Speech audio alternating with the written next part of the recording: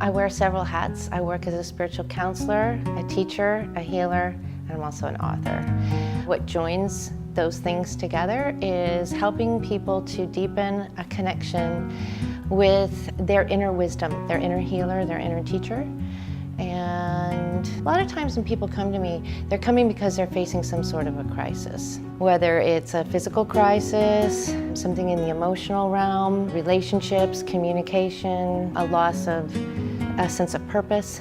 Sometimes it's more in the mental realm, ideas and beliefs that are not making sense. So are we going to just continue on the same path? Or are we going to take the road not traveled? And a lot of times people need someone to come and talk to and get some context for their experience, but also some really specific tools and techniques to help with that experience. So that's what I do. I combine my background in psychology with my background as a trained clairvoyant and energy healer and spiritual teacher. In the counseling, that's where people come and they work one-on-one. It's just like any other kind of counseling, but I always start by teaching people a basic meditation tool that actually works because it keeps the mind engaged. You use a process called creative visualization and you sort of follow through the steps.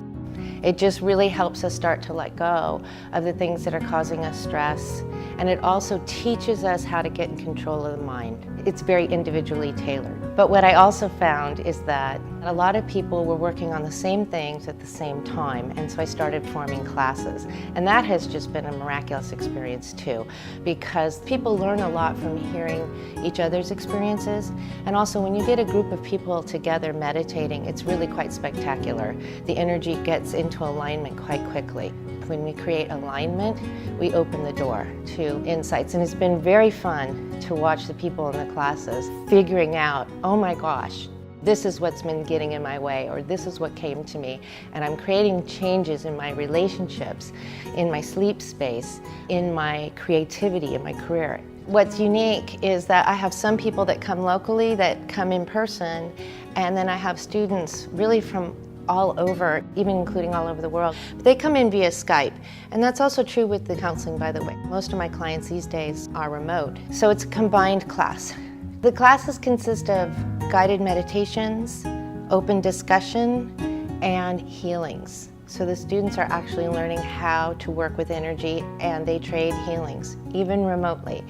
And together, the group is able to create a synergistic field that is really quite remarkable. And the insights that they share work very catalytically, so each person actually is serving as a healer and a teacher to the whole group. So that's the teaching space. And the third capacity is in the healing, and that's where I work with healing energy that I run through my hands, going through and finding those places where the energy is not running smoothly, helping to create movement, or where it's running too high a vibration and it needs to calm down, or it's too sluggish. That's also been a really fun experience to watch people heal their body-being communication. Over the years, as I was working on my own process and then working with clients, these epiphanies would come to me. They were effective in my life and they were effective in my clients' lives. And so I decided to put them in a book so that more people could have access to this information and start to create these catalytic changes in their life. I was always a psychic kid. I could sense other people's emotions. I could see energy beings. And I didn't really talk a lot about it because I knew that other people wouldn't really understand it, but I also knew that I wasn't crazy.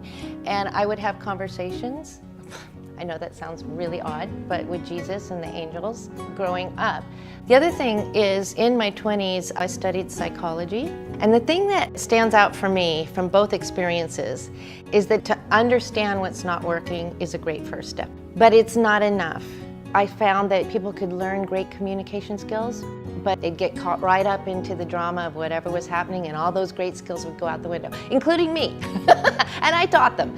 I do want to say that people do create change. It's just very slow. And I wanted to see if we could speed it up and connect the dots. It's the fact that we don't really understand this creative process, and we have so much of it backwards that's creating so much suffering. If we could really understand how we came to be here and how this creative process of life works, we can change it.